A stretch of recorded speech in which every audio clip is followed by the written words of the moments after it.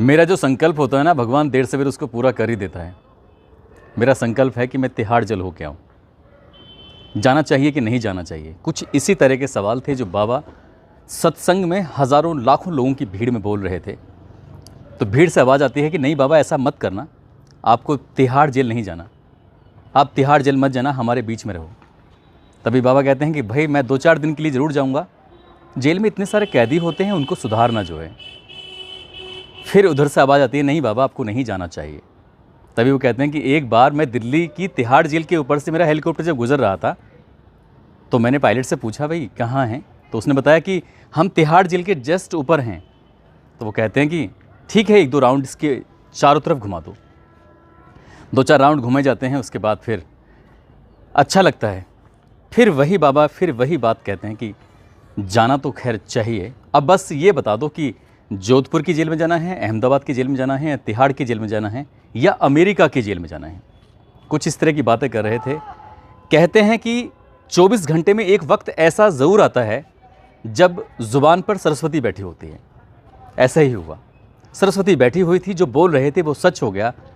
जाना चाहते थे 2-4 दिन के लिए जेल में, लेकिन उन्हें बिल्कुल भी नहीं पता था कि जेल जा रहे हैं और ऊपर वाला कुछ इतनी सुन लेगा कि जब तक प्राण हैं तब तक जेल में रहेंगे, और प्राण खत्म, जेल के बाद छुट्टी हो जाएगी। आज की जो सच्ची घटना सुना रहा हूँ मैं आपको, उस घटना को सुनने के बाद आपको वाकई आश्चर्य होगा। आप सोचेंगे कि हमेशा शुभ शुभ बोलना चाहिए, गलत गलत नहीं बोलना चाहिए। आदाब, नमस्कार, सत श्री अकाल, मैं उस्मान सैफ़ी। आज की जो सच्ची घटना मैं आपको सुनाने जा रहा हूँ, ये सच्ची घटना है मध्य प्रदेश का एक इलाका है छिंदवाड़ा, और यहाँ के परासिया रोड पर एक गुरुकुल विद्यालय हुआ करता था। उस गुरुकुल विद्यालय में कक्षा 12वीं की छात्रा अपने हॉस्टल में सो रही थी। सुबह को अचानक आँख खुलती है, खड़ी होने की कोशिश कर रही थी, गिर जाती है।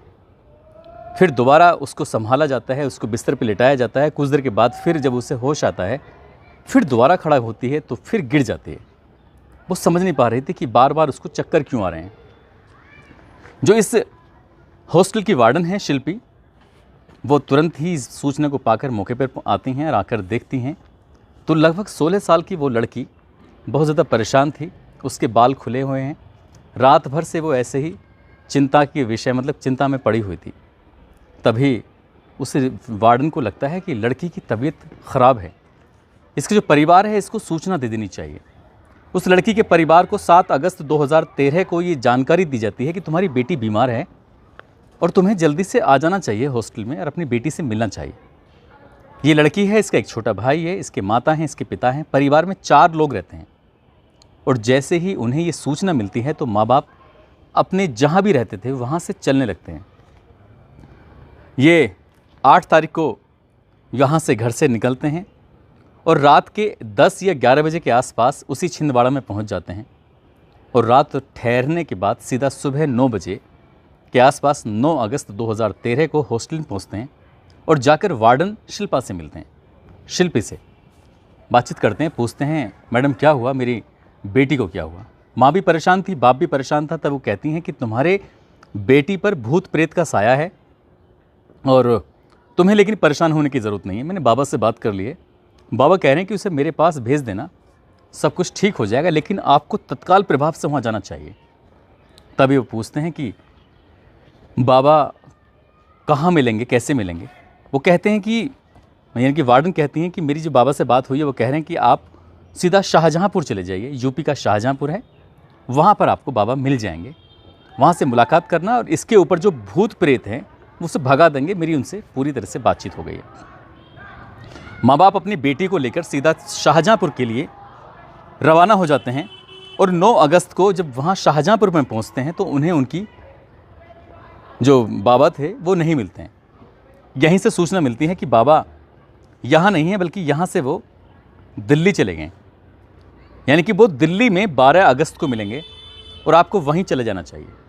वो इंतज़ार कर रहे थे 12 अगस्त का, क्योंकि अभी 9 अगस्त का दिन था। बेटी की तबीयत लगातार ख़राब हो रही थी, बार बार चक्कर आ रहे थे। वो समझ नहीं पा रहे थे कि इस बेटी को लेकर कहाँ जाएं।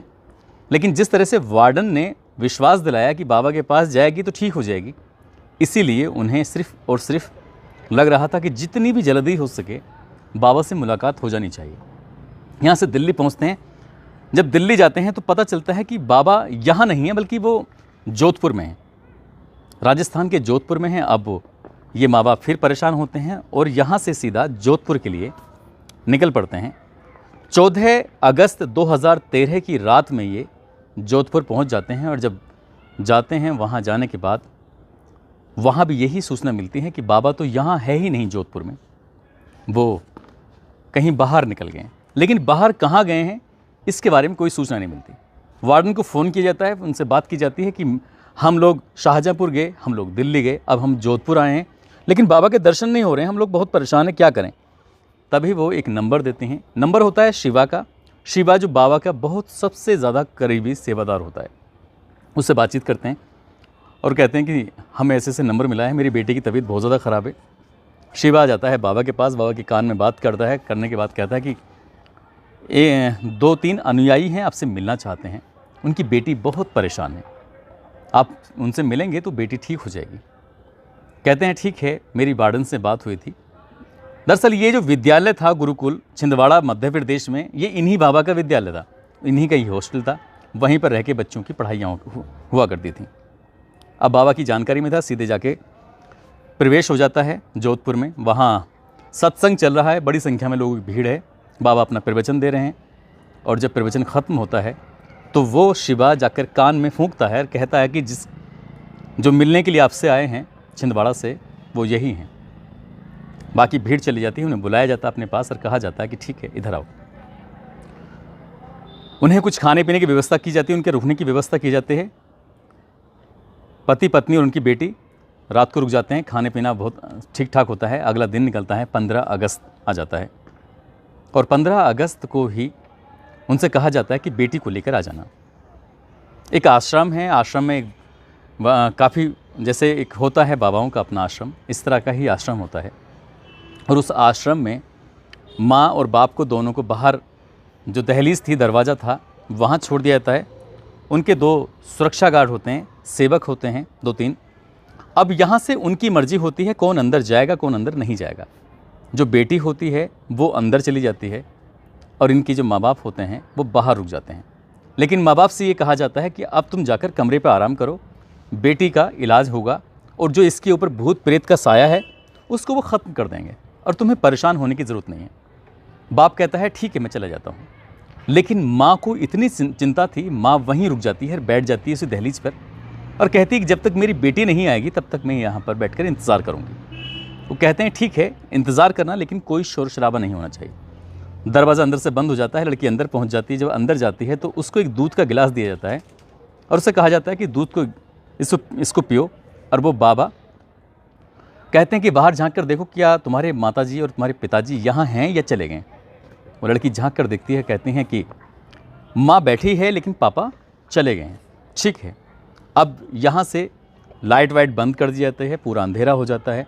शाम का वो समय था और उसके बाद उस लड़की के उन्होंने शरीर को स्पर्श करना शुरू कर दिया। उसके शरीर के अलग अलग हिस्सों को चूमना शुरू कर दिया बाबा ने। जैसे ही उस लड़की को लगा कि ये गलत हो रहा है, उस लड़की ने चिल्लाना शुरू किया, चीखना शुरू किया। लेकिन उसके चीखने की आवाज़ें दूर तक नहीं जाने दी, उसका मुंह पूरी तरह से बंद कर लिया गया और साथ ही कहा गया कि तुम्हारे माँ तुम्हारे बाप इसी आश्रम के अंदर हैं। यदि तुमने चिल्लाने की कोशिश की तो तुम तो खैर मारी ही जाओगे, लेकिन तुम्हारे माँ बाप दोनों ही मारे जाएंगे, इसलिए चीखने चिल्लाने की यहाँ बिल्कुल भी ज़रूरत नहीं है। वो लड़की शांत रहती है और अगले 1.5 घंटे तक उसके साथ ऐसे ही चुम्मा चाटी शुरू हो जाती है। वो बाबा उसके साथ, उसके शरीर के अंगों के साथ खेलना शुरू कर देता है। 1.5 घंटे तक वो लड़की सुबकती रहती है, परेशान होती रहती है, क्योंकि उसे पता था कि चिल्लाएगी तो खुद की जान जाएगी, माँ बाप की भी जान चली जाएगी। 1.5 घंटा पूरा हो जाता है, बाबा का उससे दिल भर जाता है और दिल भरने के बाद बाबा वहाँ से चला जाता है। यहाँ से बाबा जब जा रहा है तो उस लड़की के बाप से संपर्क साधता है, कहता है कि अपनी बेटी को अगले 7-8 दिन के लिए अहमदाबाद भेज देना, अहमदाबाद के आश्रम में भेज देना। वहाँ पर सत्संग होगा और कुछ क्रियाकलाप होंगे। अपनी बेटी को जब छोड़ोगे तो ठीक हो जाएगी, उसके बाद मैं यहाँ से सीधा उसको हॉस्पिटल भेज दूँगा, तुम्हें परेशान होने की ज़रूरत नहीं है और अगले 7-8 दिन में बिल्कुल वो ठीक हो जाएगी, तुम अपने घर चले जाना। बाबा ये संदेश देके चले गए थे।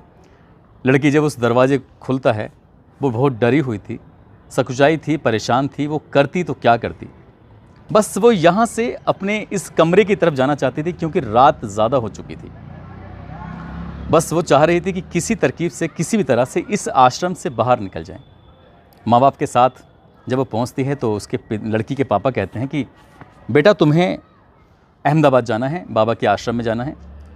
लड़की कहती है किसी भी कीमत पर वो आश्रम नहीं जाएगी, बल्कि घर जाएगी। घर चलते हैं, उसके बाद जो भी तुम चाहो वैसा कर लेना। माँ बाप अपनी बेटी को लेकर घर पहुंचते हैं और उस लड़की ने उस आश्रम का एक एक वाकया अपनी माता, अपने पिता को जो बताया, तो माँ बाप के पैर तले ज़मीन खिसक गई। वो नहीं जानते थे कि हॉस्टल से ही उसके साथ ऐसी प्रक्रिया को अंजाम दिया गया था। हॉस्टल से ही उसके साथ एक ऐसी रूपरेखा बनाई गई थी जिससे क्या वो उस बाबा की हवस का शिकार बन गई। उस 1.5 घंटे की कहानी माँ बाप की बात फिर पुलिस तक पहुँचती है, और जब बात पुलिस तक पहुँचती है तो ये कोई आम बाबा नहीं था, बल्कि एक ऐसा बाबा जिसके लिए विधायक, सांसद, राज्यपाल, मुख्यमंत्री, बड़े से बड़े नेता, कांग्रेस के हों विधायक, या फिर बसपा के हों, सपा के हों, या फिर भाजपा के हों, ऐसा कौन सी पार्टी का नेता था जो इस व्यक्ति से जुड़ा हुआ नहीं था। नाम बाबा आसाराम बापू। आसाराम बापू का जब ये मामला मीडिया में सुर्खियां बटोरता है, तब इस बाबा की असलियत सामने आती है। और इसके बाद ये मामला लंबे समय तक चलता है कोर्ट कचहरी में। और बाबा ने जो सपना देखा था, बाबा ने जो संकल्प लिया था कि मुझे तिहाड़ जाना है, मुझे जेल जाना है, जोधपुर की जाऊं या अहमदाबाद की जेल में जाऊं या कहाँ की विदेश की जेल में जाऊं, तो वो सपना, वो भगवान ने वो इच्छा जो पूरी की थी, जो मांगी थी, वो पूरी कर दी। सरस्वती जिह्वा पर बैठी हुई थी, ज़ुबान पर बैठी थी, और वो इच्छा पूरी हो जाती है। लेकिन इस लड़की के केस के बाद और भी कई मामले प्रकाश में आते हैं, सामने आते हैं, और फिर अदालत और कानून अपना जो काम ईमानदारी के साथ करता है, तो इस बाबा को ताउम्र तक जेल में रहने की सज़ा सुनाई जाती है। आज भी वो बाबा सलाखों के अंदर है, सलाखों के पीछे है। लेकिन कौन था ये बाबा, कहाँ से ये बाबा बना, कैसे बना, ये भी एक सवाल है। दरअसल इस बाबा का असली नाम है आशुमल हरपलानी, जो कि पाकिस्तान का एक सिंध प्रांत है, और उसी सिंध प्रांत का एक गांव लगता है बैरानी। 1941 में ये पैदा हुए थे। 5-6 साल के बाद 15 अगस्त 1947 को देश आज़ाद होता है, और देश के 2 टुकड़े हो जाते हैं, एक हिंदुस्तान और एक पाकिस्तान। जब ये देश के 2 टुकड़े हुए थे आज़ादी के बाद, आशुमल हरपलानी का परिवार उस इलाके को छोड़कर भारत के अहमदाबाद में आकर बस जाता है। परिवार के लोग थे, साइकिल ठीक किया करते थे, और यहीं से ये जो बच्चा होता है अपने परिवार के साथ रहता था। थोड़ा सा बच्चा जब बड़ा होता है तो इसने तांगा चलाना शुरू कर दिया। तांगा चलाता था, परिवार का भरण पोषण करता था। महज 1 या 2 ही क्लास पढ़ा था, इससे ज़्यादा नहीं पढ़ा। एक इंटरव्यू में इन्होंने इस तरह का दावा किया है। थोड़ा सा बड़ा होता है, किशोर अवस्था में जब लड़का पहुंचता है, तो एक संत होते हैं, उन संत का नाम है संत लीला बाबा। ये उनका अनुयायी बन जाता है। जहाँ जहाँ वो अपना प्रवचन देते थे, वहाँ वहाँ ये बच्चा, ये लड़का किशोर अवस्था में साथ जाता था, और उनसे इसने हर एक गुर, हर एक चीज़ें सीखी। और उसके बाद उन्हीं की वजह से, संत लीला बाबा की वजह से, इस आशुमल हरपलानी नाम के इस व्यक्ति का नाम आशाराम पड़ जाता है। और जब ये सत्संग में बोला करते थे तो लोग इन्हें आशाराम बापू के नाम से जानने लगते हैं। आशाराम बापू ने जब अपना काम शुरू करते हैं तो जगह जगह इन्होंने अपने आश्रम खोलने शुरू कर दिए। धीरे धीरे करके ये हज़ारपति, फिर लखपति, फिर करोड़पति, और बाद में बताया जाता है कि इनके नाम लगभग 10,000 करोड़ रुपए की संपत्ति भी इकट्ठा हो जाती है। कोई विधायक, सांसद, मुख्यमंत्री, बड़े बड़े नेता इनसे मिलने के लिए लंबी लंबी लाइनों में लग जाते थे। जिधर हाथ कर दिया उधर की सरकारें बन जाया करती थी। कुछ इस तरह का मामला रहा। लेकिन उस लड़की के वजह से, जिस तरह से उस लड़की के साथ घिनौना कृत्य हुआ, इनका चिराग हमेशा हमेशा के लिए बुझ जाता है। कभी ये सलाखों से बाहर आएंगे या नहीं आएंगे, ये तो खैर भविष्य के गर्भ में छिपा है। लेकिन जिस तरह से इन्होंने एक बच्ची के साथ किया, वो वाकई बहुत अशोभनीय था, बहुत बुरा था। ऐसा बिल्कुल भी नहीं होना चाहिए। और उस लड़की ने अगर आवाज़ नहीं उठाती तो शायद इनकी हकीकत कभी दुनिया के सामने नहीं आती। दोस्तों, इस पूरे घटनाक्रम को सुनाने का उद्देश्य किसी को परेशान करना नहीं है, किसी का दिल दुखाना नहीं है, बल्कि आपको जागरूक करना है, आपको सचेत करना है। जाते जाते मनोज शर्मा बीकानेर से हैं, अरहान खान अहमदाबाद से हैं। इनको जन्मदिन की बहुत सारी शुभकामनाएं, बहुत बहुत मुबारकबाद। साथ ही कमलेश पटेल हैं वाराणसी से, हरकेश रतन, विकास कुमार, हरिराम धानुक, सुबोध कुमार, राम स्वरूप, सोहिल खान, मौसम मीणा, निशा राजपूत, बल्केश गुज्जर, शादाब अंसारी, हेमंत सैनी, ललित यादव, मोहम्मद शाहनवाज, साबिर अली, साहिर हुसैन, अबूजर, राधा मिश्रा, आफ्ताफ आलम, सोनू यादव, नौशाद अहमद, सरफराज हुसैन, रवि परिहार, अरशद खान, कृष्णा देव, इन्होंने नाम लेने की अपील की थी। आप सब लोग अपना ख्याल रखें, सुरक्षित रहें। जय हिंद, जय भारत।